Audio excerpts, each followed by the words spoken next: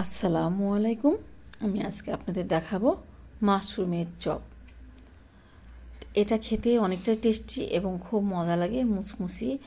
মানে অনেকে এটা জানেন না হয়তো, বা অনেকে খেয়েও থাকছেন। তা আপনাদের আমি আজকে দেখাচ্ছি। এটা আমার গাছে হয়েছে, মানে এটা আমি চাষ করছি। তো প্রথমে দেখাই দিচ্ছি, একটাতেই অনেক বড়, মানে আমার অনেক বড় হয়েছিল তো মাশরুমটা। তো আমি একটা দিয়ে আপনাদের দেখাচ্ছি যে এটা দিয়ে কীভাবে মানে মাশরুমের চপটা ভাজি করা যায়। তো দেখাই দিচ্ছি। তো প্রথমে এইভাবে আমি সুন্দর করে ছোটো ছোটো করে কেটে নিচ্ছি। দেখতে পাচ্ছেন আপনারা আসলে কতটা বড়, আমার হাতের থেকে কতটা বড় দেখা যাচ্ছে একটা মাশরুমই। তো এর গুঁড়াগুলোও আমি নিয়েছি এবং ছোটোগুলোও এর সাথে ছিল, সেগুলো আমি নিয়েছি। তো এইভাবে কেটে নিয়ে আমি ধুয়ে নিচ্ছি। আপনারা গুঁড়াগুলো ইচ্ছে করলে ফেলেও দিতে পারেন, কারণ ওগুলো একটু শক্ত শক্ত হয় ভাজলে। কিন্তু এইগুলো এই চড়ার যেগুলো পাতা পাতা, এগুলো আবার খেতে খুবই টেস্ট লাগে মাশরুমের চপটা। এটা আমরা যেরকম সাধারণ চপ ভাজি সেরকমই, কিন্তু একটু প্রসেসিংটা আলাদা আছে, কিন্তু এটাকে খুবই টেস্টি। তো যাই হোক, প্রথমে এভাবে কেটে নেওয়ার পরে ধুয়ে এইভাবে একটু পানিটা ঝরাই নিচ্ছি, কারণ এর ভেতরে ওই যে উল্টার দিকে ভাজ থাকে, তো ওর মধ্যে একটু পানিটা ঢুকিয়ে থেকে নরম হয়ে যায়। তো এবার পানিটা ঝরাই নেওয়ার পর আমি এখন সব কিছুতে মাখাচ্ছি। মানে একটু ধনিয়া গুঁড়া দিলাম, একটু সামান্য জিরা গুঁড়া দিলাম, একটু হলুদের গুঁড়া, একটু মরিচের গুঁড়া, মানে খুব সামান্য সামান্য আপনারা যেরকম খাবেন যে তাক সেরকম। তারপরে লবণ দিলাম অল্প সামান্য, হাফ চা চামচের একটু কম। তারপরে একটু চাট মশলা দিলাম। এই চাট মশলা দেওয়ার কারণে একটু টেস্ট হয়ে যায় এই মাশরুম মাখানোটা। তারপরে আমি আর একটা বাটির মধ্যে, বলের মধ্যে এখন আমি নিয়ে নিচ্ছি বেসন নিয়ে গেলাম, মানে টেবিল চামচে 2 চামচ। তারপর নিলাম চাউলের গুঁড়া 1.5 টেবিল চামচ। আর এবার নিচ্ছে একটু ময়দা, মানে আমরা আটা বা ময়দা যেটা খান সেটা 1 টেবিল চামচ। আর নিলাম কর্নফ্লাওয়ারটাও নিলাম আমি 1 টেবিল চামচ। এখন দিয়ে দিচ্ছি একটু এর মধ্যে ধনিয়ার গুঁড়া, আর একটু জিরার গুঁড়া, একটু মরিচের গুঁড়া, আর লবণ।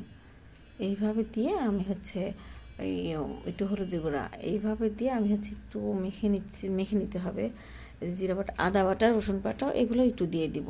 কারণ এই মানে সাধারণত আমরা যে চপ ভাজি যেগুলো দিয়ে মাখাই, বেগুনি বা আলুর চপ ভাজার সময় সেভাবে মাখালে হবে, কিন্তু এর মধ্যে উপরন্ত খালি একটু আমাকে দিতে হবে কর্নফ্লাওয়ার, আর মনে করেন যে চাউলের গুঁড়া আর ময়দাটা বেসনের সাথে।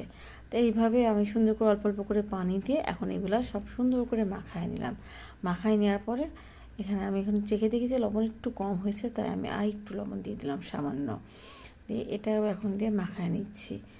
তো মাখায় নেওয়ার পর এখন এটা আমি আবার কড়াইতে এখন তেল বসাই দিব, দিয়ে এর মধ্যে ওটা ভেজে নিতে হবে। তো দেখলেন তো কী সুন্দর করে মাখায় নিচ্ছি। এই মাখানোটা যত হবে, স্বাদ হবে, তত টেস্টি হবে। তো এই যে কড়াইতে এখন তেল বসিয়ে দিচ্ছি। এটা ডুবা দিলে ভাজতে হবে, তো তাই তেলের পরিমাণ একটু বেশি দিতে হবে। তেলটা আমি হিট হওয়ার জন্য অপেক্ষা করতেছি। তারপরে যে তেলটা হিট হয়ে যাওয়ার পরে আমি এখন একটা একটা করে মাশরুম সুন্দর করে এই পলি করে আটার মানে ব্যাটারটা খুব সুন্দর করে মাখিয়ে নিতে হবে, একটু ওই ভাজের মধ্যে যেন ঢুকে যায়। তারপর এইভাবে মাখায় নিয়ে আমি দিয়ে দিচ্ছি এক এক করে। এভাবে আমি প্রত্যেকটা মাশরুম দিয়ে দিব। তেলটা হিট হয়ে গেছে, এবং এটা কিন্তু ভাজবেন মিডিয়াম টু লো হিটে, খুব বেশি হিটে ভাজবেন না, তাহলে হয়তো দেখা যাচ্ছে উপর থেকে আপনার ক্রিস্পি হয়ে যাবে, কিন্তু ভেতরে আপনার মাশরুমটা কাঁচাই থেকে যাবে। মানে একটু লো হিটের থেকে একটু সামান্য বেশি হিট দিবেন। তো এইভাবে ভাজলে এই যে কী সুন্দর লাল লাল হয়ে গেছে, দেখেন। একটু সময় ধরে ভাজবেন, তাহলে এটা একটু মাশরুমটা একটু ভালো সিদ্ধ হয়ে যাবে, খুব স্বাদ লাগবে। তো আমি আপনাদের দেখাচ্ছি, এই যে এক এক করে আমি সব রকম ভেজে ভেজে তুলে নিব। তো এই দেখেন আমার সব মাশরুমগুলো ভাজা হয়ে গেল। তো আপনারা ভালো থাকবেন, এভাবে চেষ্টা করবেন। তো ভালো থাকুন। আসসালামু আলাইকুম।